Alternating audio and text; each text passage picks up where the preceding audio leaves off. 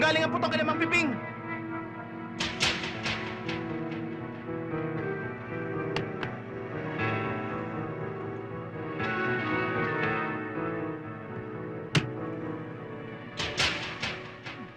Ba ito yung bahay na pinasok kay Mr. Gonzales?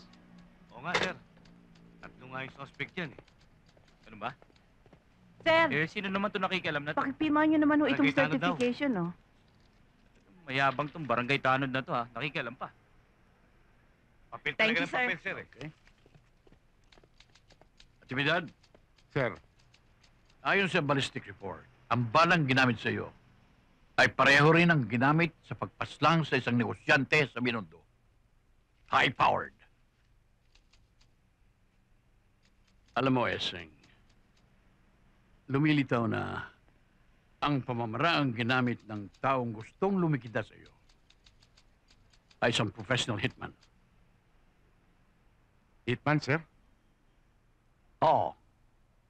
O ngayon, meron ka bang pinaghihinalaang maaaring maging utak nito? Tinyente, baka may kinalaman yan doon sa operation natin. Sa bahay na ba to? Sinong tinutukoy niyo? Si Villafranca. Isang textile importer. Sa tingin ko, sir, siya lang maaaring magtapon ng ganyang kalaking halaga para umupa ng isang hitman. Yung namatayan ng pamangkin. Yun nga, sir. Paano naman tinatanggap ni Digna ang lahat ng ito? Naiintindihan niya ang trabaho ko, sir. Kaya nandun siya sa mga nanay. Sinusundo ko pag uwi ko.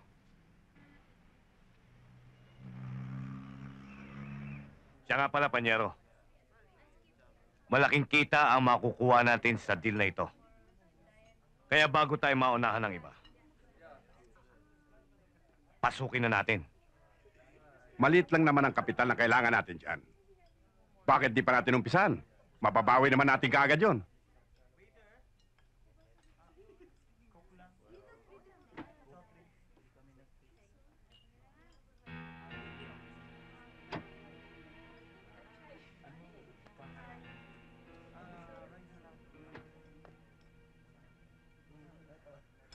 Natutuwa ako at naging maganda ang transaksyon natin.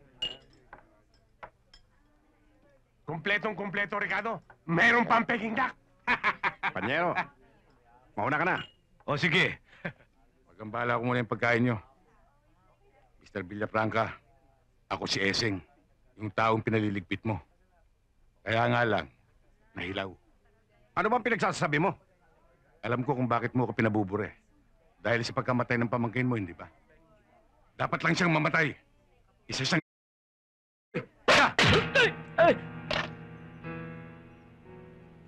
Hoy, Villafranca, uli-uli, kung magpapaluto ka, kukuha ka ng magaling na kusinero para hindi mahilaw. Mabulunan ka sana. Ayun ka.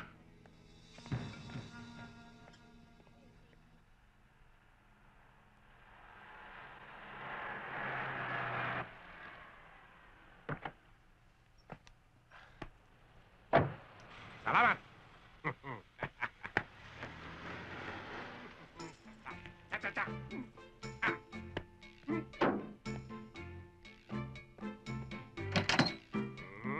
Yep.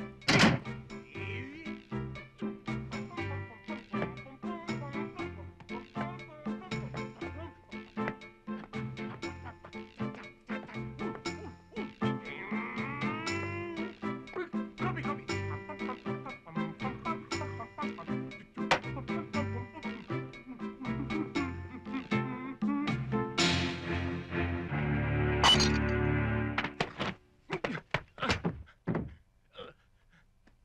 Bakit? Bakit, Esing? Ano ba ang kaso ko sa'yo? Kay Villafranca ka pala ngayon nakakapit, ha? Esing, alam mo naman ang trabaho ko eh. Bugaw lang ang papel ko roon. Kabisado kita, Celso. Alam kong alam mong pinayayari ako ng amo mo. Esing, sunod-sunuran lang ako eh. Wala akong alam.